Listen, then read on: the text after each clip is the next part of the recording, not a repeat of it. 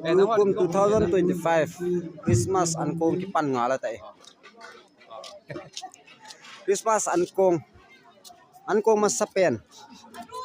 Akipan tan hi.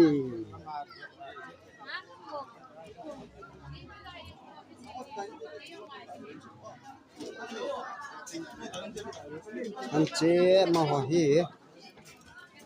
Ho. Ibe nga ho. Ani hu ba la ko ga chom do de nu ga thiên ding a nu ma nim jong chong si hin nun leo pha phal de pi sin mun the ta pun se ko dai de sin mun ko mun the ta pun se ko Navin Twitter Navin sale na hom din go nang sin fan sin sor go nang dai pu go nang ri cha la asa ta na hom din ngamen ngan bun men san lo la yo nang ho nga lam chim ho ko bang bo san lo khun du te mun cha pang ho ale me ho ma so chung ma ya sale nga ngai cha de chung ma hom de ho chung dom lao chen go sang bune hat ho ash me nei la lo la yo ha dim ja ba la ga ho nga je ten nimin nu nu te so ne lo la yo ma na ho nga i jap je mo te ti ki chai chai la ve long ki ko kit te hen now ते नु नीनो अने लो लायो जो ला सम बा हो ngai लो से खत ले ना हो ले mai ki cha pa he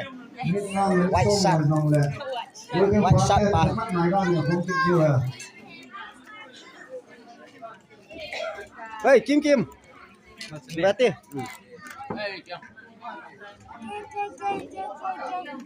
ame chang lo la ya mal chme hin hom kit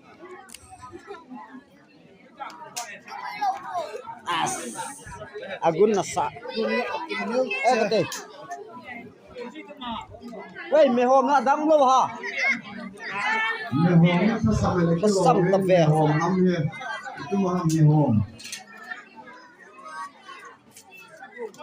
sa sa me Sochim Navata Katemin nelo la ya nang tinava pai ha Alio